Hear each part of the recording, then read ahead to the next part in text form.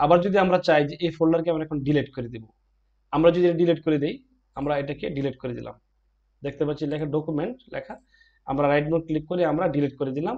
অথবা আমরা ডিলিট দুইভাবে করতে পারি, আমরা রাইট মোড ক্লিক দিয়ে ডিলিট করতে পারি, অথবা আমাদের কিবোর্ডের যে ডিলিট রয়েছে সেটার মধ্যে থেকে আমরা ডিলিট করতে পারি। তো আমরা প্রথমে রাইট মোড ক্লিক দিয়ে ডিলিট করলাম, দেখতে পাচ্ছি ফাইলটা ডিলিট হয়ে গেছে। এই প্রাথমিকভাবে ডিলিট ফাইলটি কোথায় চলে যায়, কম্পিউটারের মধ্যে এই যে রিসাইকেল বিনে চলে যায়। আমরা এই ফাইলটি ডিলিট করার সাথে সাথে আমরা দেখব যে রিসাইকেল বিনে এটা জমা হয়ে আছে। এখান থেকে যদি আমি পার্মানেন্টলি ডিলিট না করি তাহলে এটা এখানে থেকে যাবে। আরেকটা জিনিস বোঝার বিষয় আপনাদের, এখানে আমি যত ধরনের ফাইল আমি কাটবো সকল ফাইলই মোটামুটি ভাবে রিসাইকেল বিনে জমা হবে। এই রিসাইকেল বিন যদি পরিষ্কার না করি, আমার যে কম্পিউটারের যে মেমোরি আছে সেটা এখান থেকে আস্তে আস্তে ভরে যাবে। সি ড্রাইভটা যা আমরা দেখতে পাচ্ছি, এই যে সি ড্রাইভ, এই সি ড্রাইভটা আস্তে আস্তে ভরে যাবে। এই জন্য আমাদের প্রতিনিয়ত কাজ হলো যে ফাইলগুলো আমরা ডিলিট করব, প্রতিদিন ওই ফাইলটাকে আমরা এই রিসাইকেল বিন থেকে আমরা এমটি করে দিব। এখন যেহেতু আমার ফাইলটা পুনরায় নিয়ে আসতে হবে, আমি যদি আবার ফাইলটা ব্যাক নিয়ে আসতে চাই, আমি চাচ্ছি যে এই ফাইলটা পুনরায় ব্যাক আসবে, তাহলে সেটা কিভাবে নিয়ে আসবো? আমরা রিসাইকেল বিনে ক্লিক দিলাম, আমার ফাইলের যে নাম আছে সেটা হলো ডকুমেন্ট, আমরা দেখি এই যে ডকুমেন্ট ফাইল, এটাকে আমরা আবার পুনরায় ব্যাক নিয়ে আসবো। কিভাবে নিয়ে আসবো? রাইট বাটন ক্লিক দেবো, দেবো এখানে রিস্টোর। রিস্টোর দিলে দেখবো যে আগের জায়গায় আমার ফাইলটা এই যে চলে আসছে। আমরা দেখতে পাচ্ছি ফাইলের মধ্যে যা যা ছিল হুবহুব তাই রয়ে গেছে। তার মানে যে একটা কম্পিউটারে একটা একটা ফোল্ডার অথবা ফাইল ডিলিট হয়ে যায়, সেটা আমরা আবার তাৎক্ষণিক আমরা রিসাইকেল বিন থেকে ব্যাক নিয়ে আসতে পারবো, রিস্টোর করে নিয়ে আসতে পারবো।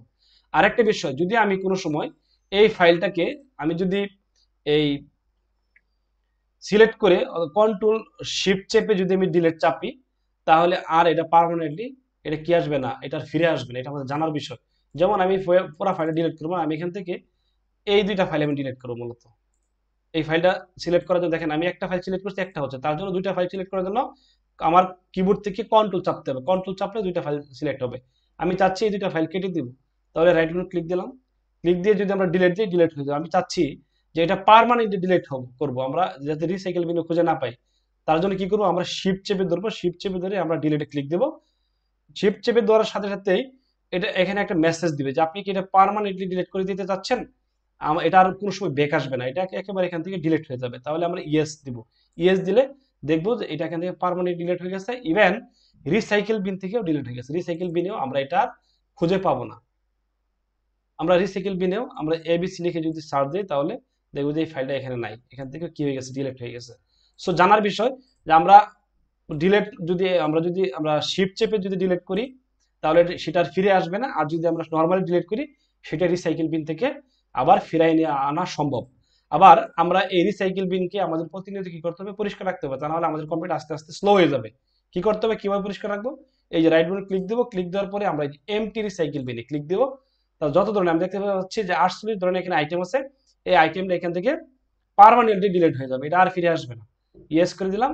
এখন দেখবো যেটা এই যে মোটামুটি ভাবে পরিষ্কার হয়ে গেছে। এখন আমার কম্পিউটারের মধ্যে অবাঞ্ছিত বা কোনো ধরনের জমা কোনো ফাইল, এখানে ডিলিটকৃত ফাইল নাই। এখানে আমরা ঢুকে দেখবো যে শূন্য।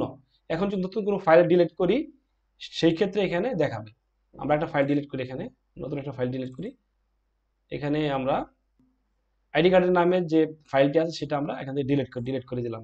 ডিলিট করার পর আমরা দেখবো যে রিসাইকেল বিনে এটা ঢুকে গেছে, রিসাইকেল বিনে গেলাম, এই যে আইডি কার্ড ঢুকে গেছে। আবার যদি ফিরে নিয়ে আসতে চাই, রাইট বাটন ক্লিক দিব, ধরো রিস্টোর, আগে যে জায়গায় আমরা ফিরে নিয়ে আসতাম সেই জায়গায় এটা চলে আসবে, দেখি যে চলে আসছে। আবার এই আইডি কার্ডটা আমরা অন্যভাবে ডিলিট করতে পারি। আমরা যদি ডেস্কটপে এরকম কোনো ফাইল থাকে, সেটা আমরা যদি ডিলিট না করে আমরা এই যে এটাকে জাস্ট ড্রাগ করে যদি আমরা রিসাইকেল বিনে ছেড়ে যাই, সেটা এখান থেকে ডিলিট হয়ে যাবে। আবার এখান থেকে যদি আমরা পার্মানেন্টলি ডিলিট দিয়ে দিই, সেটা আর কোনো সময় ফিরে পাবো না। এমপি দিয়ে দিই, এটাকে পার্মানেন্টলি চলে গেছে। এই ছিল ফোল্ডারের বিষয়। আমরা বিভিন্ন ধরনের ফোল্ডার এইভাবে আমরা ম্যানেজ করতে পারি। আবার যে কোনো ধরনের ফাইলটা আমরা যদি ডিলিট হয়ে যায়, সেটাকে আমরা এইভাবে আবার ব্যাক নিয়ে আসতে পারি। ঠিক আছে, সবাই ভালো থাকেন, নেক্সট ক্লাস পর্যন্ত সবাই ওয়েট করেন।